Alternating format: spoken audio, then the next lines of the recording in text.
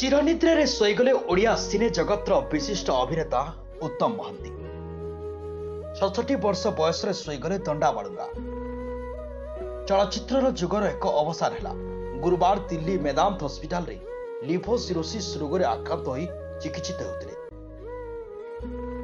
135 ଗୋଟି ସିନେମାରେ ଅଭିନୟ କରି ବିଶ୍ୱତ୍ୱ ଅର୍ଜନ କରିଥିବା ବେଳେ ହିନ୍ଦୀ ଓ ବଙ୍ଗଳା ସିନେମାରେ ବି ତାଙ୍କର ଅଭିନୟ ପରାକାଷ୍ଠା ଦେଖାଇଥିଲେ। ଅଭିମାନର ଅଭିନୟର ପାଦ ଆରମ୍ଭ କରିଥିଲେ ଉତ୍ତମ। ସେ ଅଭିନୟରେ ଶ୍ରେଷ୍ଠ ଥିଲେ ଏବଂ ଚାରି ଥର ଶ୍ରେଷ୍ଠ ଅଭିନେତା ଭାବରେ ସମ୍ମାନିତ ହୋଇଥିଲେ। ସେ ବିଶିଷ୍ଟ ଅଭିନେତ୍ରୀ ଅପରାଜିତାଙ୍କୁ ପ୍ରେମ ବିବାହ କରିଥିଲେ। ନୂତନ ଅଭିନେତାଙ୍କୁ ଅଭିନୟର ସୁଯୋଗ ଦେଉଥିବା ବେଳେ ଏକଦା ଓଡ଼ିଆ ସିନେ ଜଗତରେ ତାଙ୍କର ଅଭିନୟ ସବୁଠି ରାଜ କରିଥିଲା।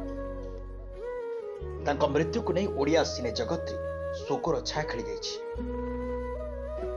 ତାଙ୍କର ଅବଦାନ ପାଇଁ ରାଷ୍ଟ୍ରୀୟ ମର୍ଯ୍ୟାଦା ସହ ଏବଂ ଶେଷକୃତ୍ୟ ସମ୍ପନ୍ନ ବୋଲି ଜଣାପଡ଼ିଛି।